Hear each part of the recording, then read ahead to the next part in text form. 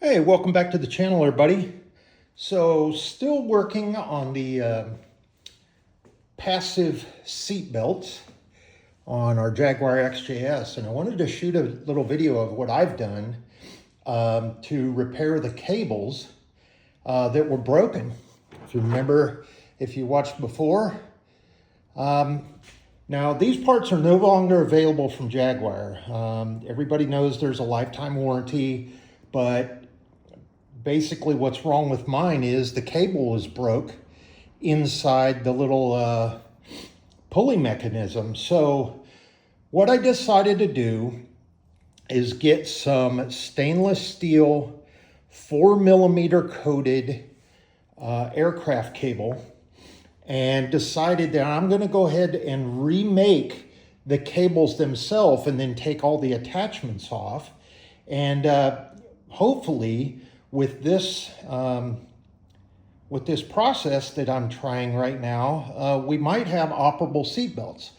Now, I went ahead and ordered some of the new, new to me because it didn't come from the car, but I found some of these safety latches that are, they come in a kit with the car. So if your motorized seat belts ever malfunction, you can just clip this down into the retainer of the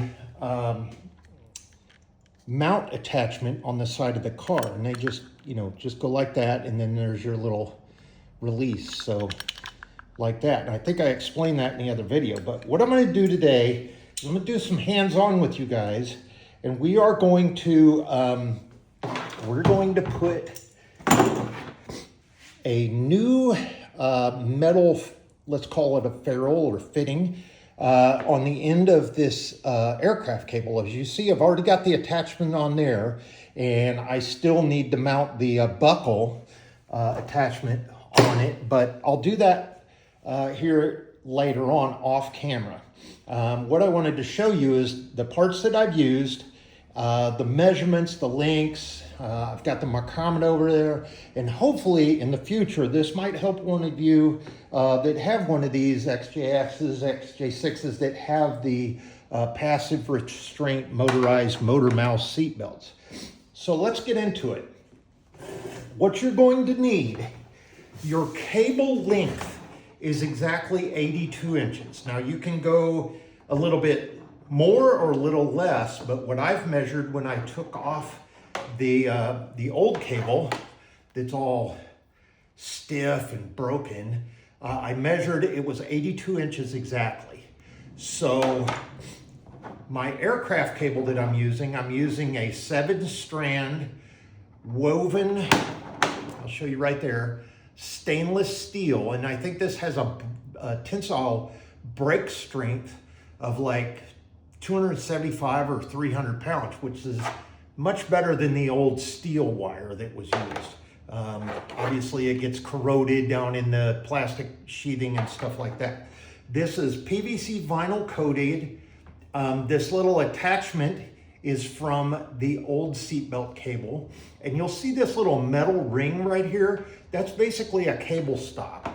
And you can get a whole kit of those. You could probably go down to your local like Bass Pro Shops or something, but you'll find the one that is 5/32 inside diameter. And that way you'll be able to put it on there like thus. And then you'll be able to either A, crimp it or sweat it on. Now what we're gonna do today is we're gonna sweat on the little metal, I guess, sheathing.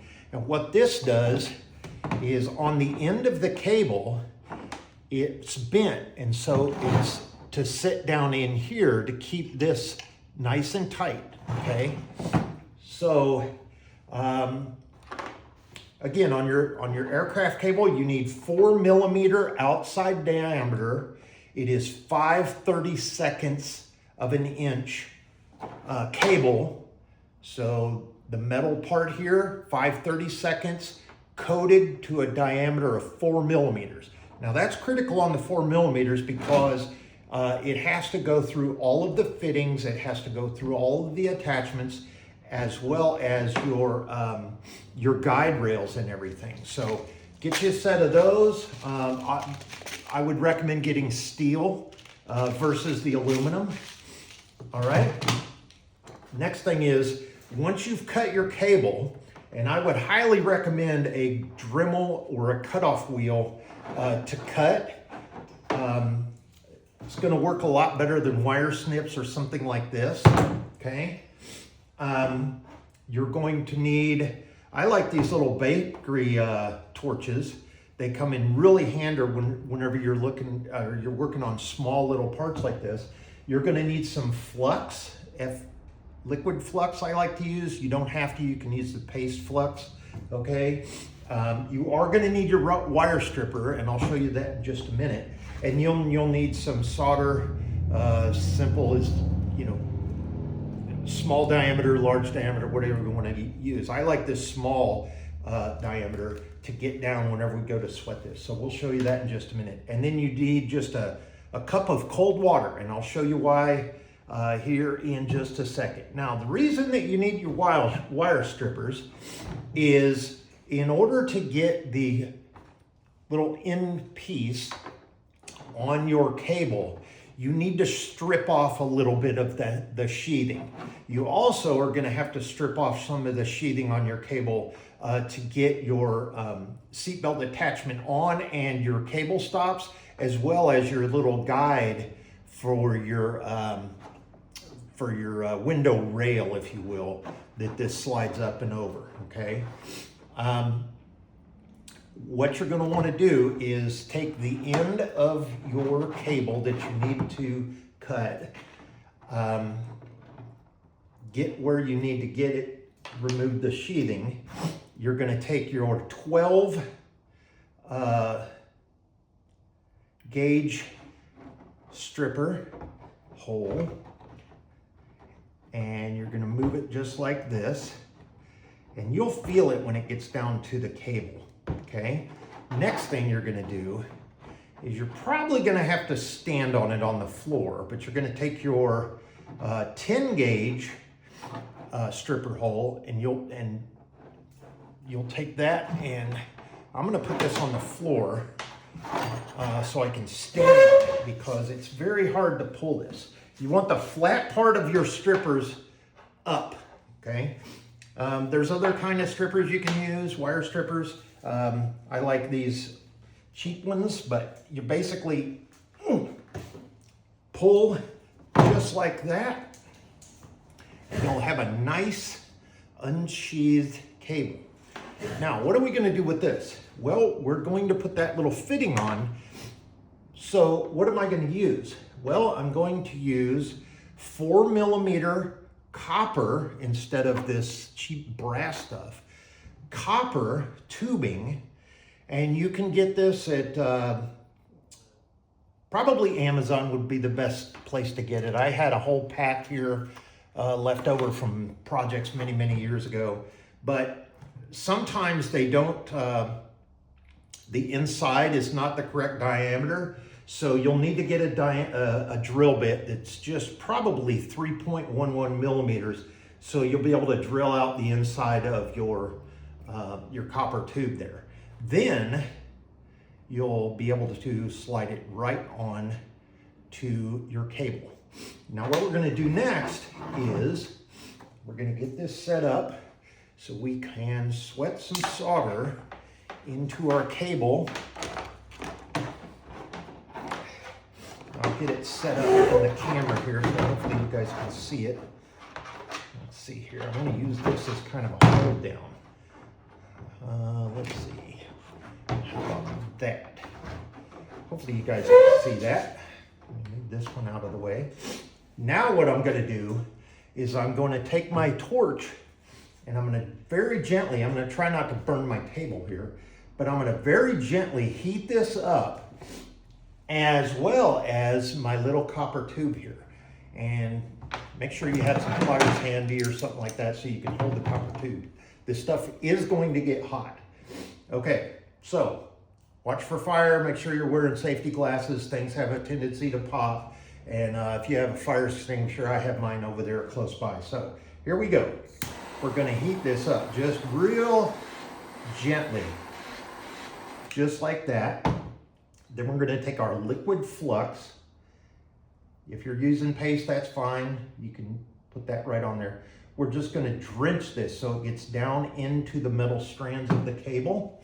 Next thing we're gonna do is we're gonna get our little copper pipe here, our little sheathing that we made, and very gently, if you're using pliers, you don't wanna crimp this down or pinch your, because this is very thin-walled tubing. Next thing is, we're gonna get our solder ready. I'm gonna get a good strand out there ready for us. Then I'm gonna heat up my copper pipe, just like this. And then I'm going to feed the cable. Now, if you look at your cable, you're gonna see it's kind of spun. So in this case, it's almost like putting on a screw. So what we'll do is we'll feed this in there. Hopefully just like this. Let me see if I can get that on there on camera. It's going to take me a couple of minutes, hands shaking and everything else. Let's try the other end. Come on. If you have a little bit of a burr on here, you may want to take your drill and just very gently taper it. And the way you do that is just put it in there a little bit, kind of wiggle your drill around just a little. And of course I dropped it. Hopefully it's not hot. Nope, it's not hot. I'm gonna do it with my hands. Okay, here we go. Very gently gonna put a little bit of a taper on here. There we go, just like that. Next thing is we've got flux. It's been soaking into the cable. Here we go. We're gonna spin our little copper tube on down to the sheathing. Now we have a nice little sheath, a copper sheath, if you will. We'll use this as a hold down. Actually, I don't need my vice grips anymore. Let's use those. Come on. There we go. All right, let's get this into camera, into the shot. Okay, now we've got our flux in there. We're ready to start soldering. And the way you sweat a pipe is you take your flux, you soak the cable, you put your pipe on. This is going to flash a little bit. There may be a flame. That's okay. You don't want to melt your vinyl sheathing on your cable. What you want to do, get your flux, or excuse me, your solder ready, because what we're going to do is we're going to heat this up, and by capillary action, this solder is going to melt, and this is going to boil away, and capillary action is going to pull that solder into the strands of the cable, and then solder this onto the cable. So we'll have basically the same thing as it was stock. Now, very important here. Do not bend this at all. Reason being is you're going to have to feed this entire cable down through your little guide tube here. If you bend this, you're going to be in a world of hurt because it won't go down into your guide tube, see? So make sure you don't bend, and then let's get into it. Okay, ready to start sweating. Here we go. We're going to heat this up. You don't need to turn it black, okay? You just need to heat it up. That's all we're trying to do, enough to melt solder. And these little baker torches work very well. So the blue part of the flame is the hottest part of the flame, but be careful, beyond that is your cooler part of the flame, and you don't want to hit it back here on your sheathing again. So here we go. We're just going to heat this up just like this, and I'm using that blue part of the flame. I'm trying to stay away from my sheathing, and you'll see there, we've got a little flame there. I'll start feeding the solder into the tube, into the hole that we just, there you go. You can see it just melting right in there. And you're gonna use quite a bit of solder, so have a lot ready. That'll probably do it. And you'll see it kind of bubble off on the end there. Let me show you what I'm talking about. There you go, you see? And we could probably put just a little bit more in there. Oh, that's good. So what's happened is that flux has burned away, boiled away. And then the solder has been drawn down probably to about right there. And it's also gotten into the threads of our cable, okay? In between each one of those. So that's how you do that. Word of advice, have a cup of cold water available so you can cool everything off and just set it in there, kind of let it sit for just a little bit. It's good to use stainless steel that's not gonna rust.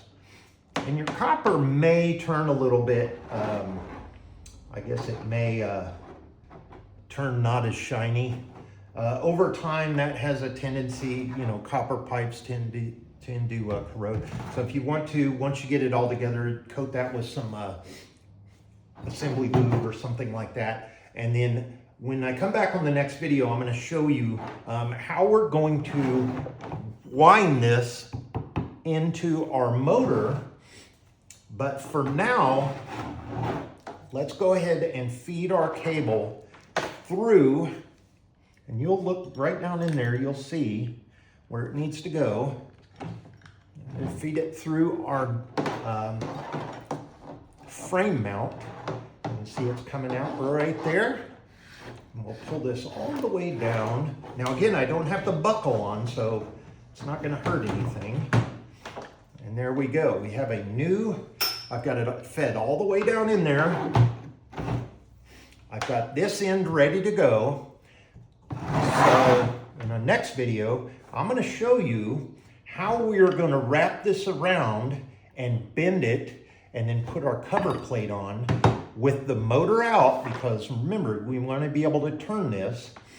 And this attachment right here, or this guide tube, has a little, there's a cutout right here. And so this has to go around like a little ramp, like this, you see? And that'll wind all the way around. This will end up somewhere up in here, bent, and that's where we go. Now, you'll look at this, this is mounted on this side. So that means our wrap is gonna go clockwise and not around this way. See how that's all kicked up?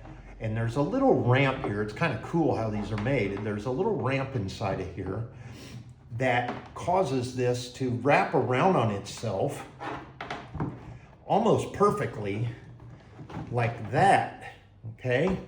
Now, the reason you want to feed this all the way through until where that little plastic stop gets down in there is because there is a little pickup right here, okay?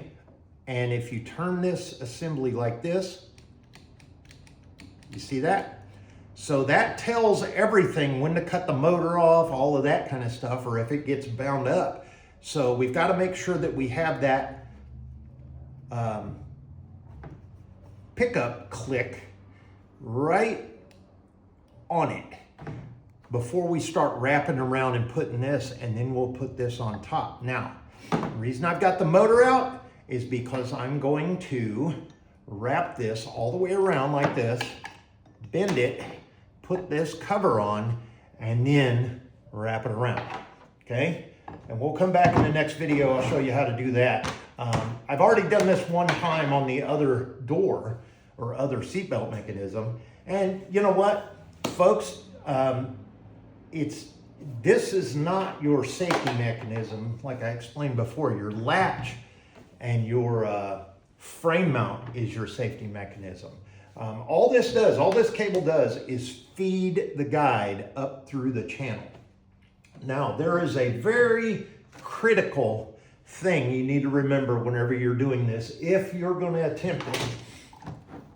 Okay, let me feed this cable out just a little bit so I can show you.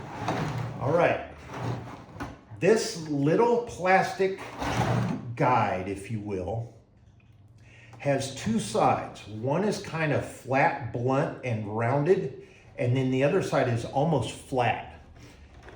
That needs to go on one way or another, depending on if you're using the driver or your passenger door. Let me show you why.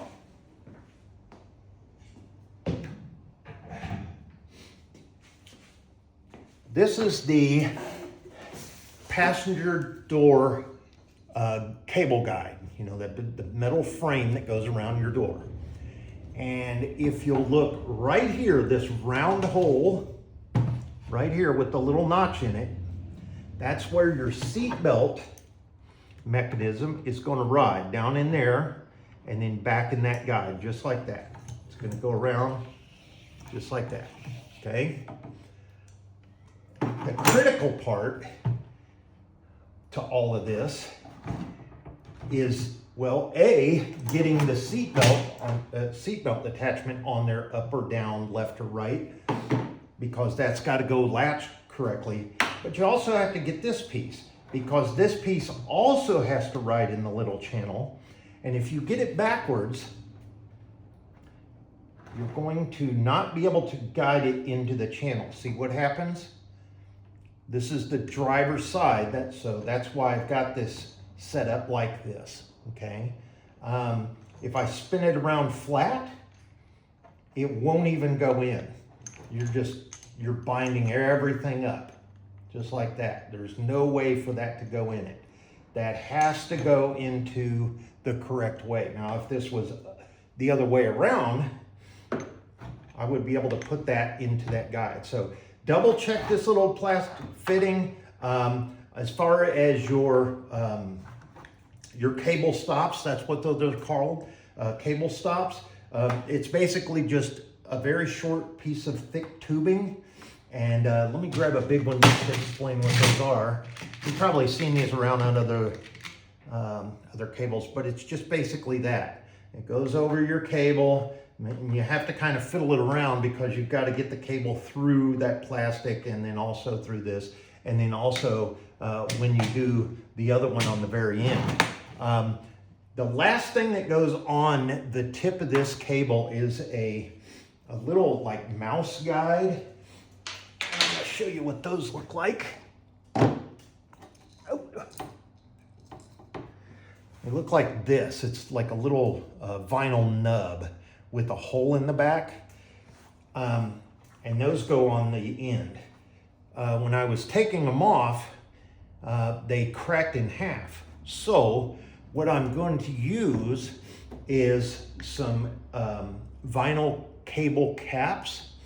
And I've got an assortment over there that I'll be able to put on there, and then we'll probably use some like RTV sealant or something like that. Those little plastic guide things weren't on there very